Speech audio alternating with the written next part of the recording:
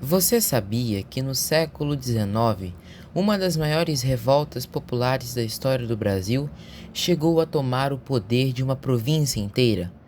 Uma revolta marcada pela pobreza, pela desigualdade, pela violência e pela luta pelo poder. Estamos falando da cabanagem, uma das revoltas mais sangrentas do período regencial brasileiro e um dos acontecimentos mais importantes da história da Amazônia. Mas como tudo isso começou? E por que milhares de pessoas decidiram se rebelar contra o governo? Hoje, no Panorama do Conhecimento, vamos conhecer a história da cabanagem.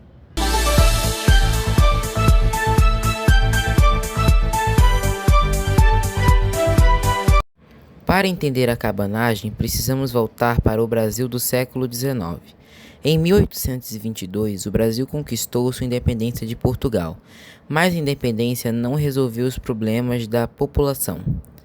Na província do Grão-Pará, que abrangia uma enorme área da região amazônica, uma grande parte da população vivia em condições extremamente precárias. A maioria era formada por indígenas, mestiços, negros, escravizados e pessoas pobres, enquanto uma pequena elite concentrava o poder político e econômico. Além disso, muitos moradores da região sentiam que o governo central, localizado no Rio de Janeiro, estava distante dos problemas da Amazônia. O resultado foi um cenário de grande insatisfação. A situação ficou ainda mais tensa durante o período regencial.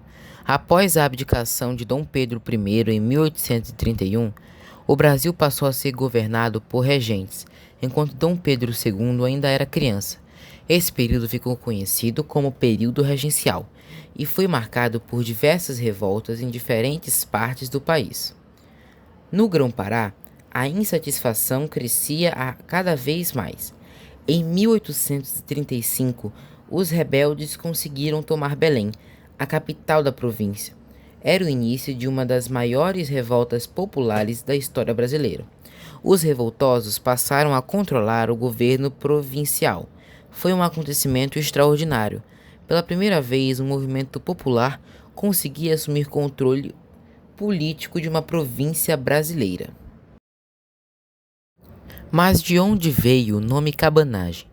O termo está relacionado às condições de vida de grande parte da população pobre que participou do movimento. Muitos viviam em casas simples, conhecidas como cabanas, às margens dos rios da região. Por isso, os participantes ficaram conhecidos como cabanos. Mas é importante entender que a cabanagem não foi um movimento formado por um único grupo. Havia diferentes interesses envolvidos. Participaram indígenas, mestiços, negros, pessoas pobres e também setores das elites. Alguns lutavam por melhores condições de vida, outros defendiam maior autonomia para a província.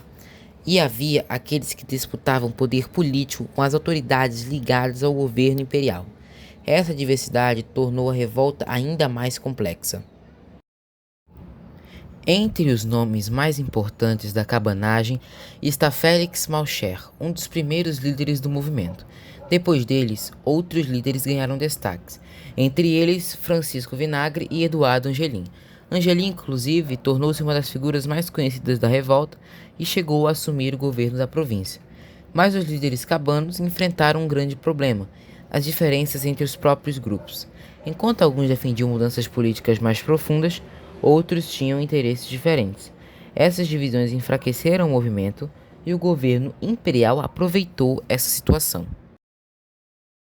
A cabanagem não ficou restrita à cidade de Belém. A revolta se espalhou por diferentes áreas da Amazônia. Os combates aconteceram em cidades, vilas e comunidades próximas aos rios. A região amazônica se tornou palco de uma guerra extremamente violenta. O governo imperial enviou tropas para combater os rebeldes. A repressão foi brutal. Milhares de pessoas morreram durante os conflitos devido aos combates, às doenças, à fome e à perseguição. A população da província foi profundamente afetada. A violência atingiu tanto os revoltosos quanto aqueles que não estavam diretamente envolvidos na luta. Com o passar dos anos, as forças do governo conseguiram recuperar o controle da região. A resistência cabana continuou por algum tempo, principalmente no interior, mas pouco a pouco o movimento foi sendo derrotado. Em 1840, a cabanagem já estava praticamente encerrada. A revolta havia durado aproximadamente 5 anos, mas suas consequências foram enormes. A população da região sofreu perdas terríveis.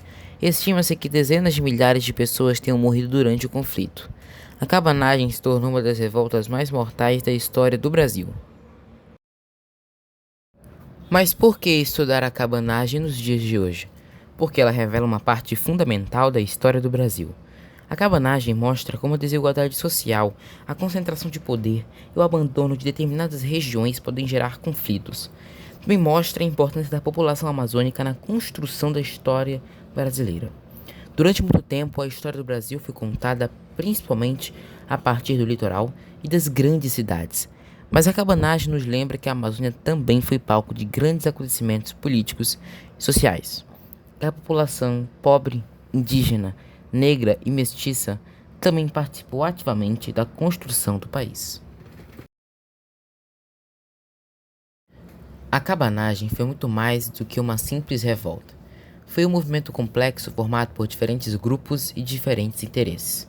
Foi uma luta que colocou em choque a população local, as elites e o governo imperial. Durante alguns momentos, os cabanos conseguiram controlar o governo da província, mas a reação do império foi violenta e deixou milhares de mortos. Hoje, quase depois de 2 séculos, a cabanagem continua sendo lembrada como um dos episódios mais marcantes da história da Amazônia e do Brasil. Uma história de revolta, uma história de resistência.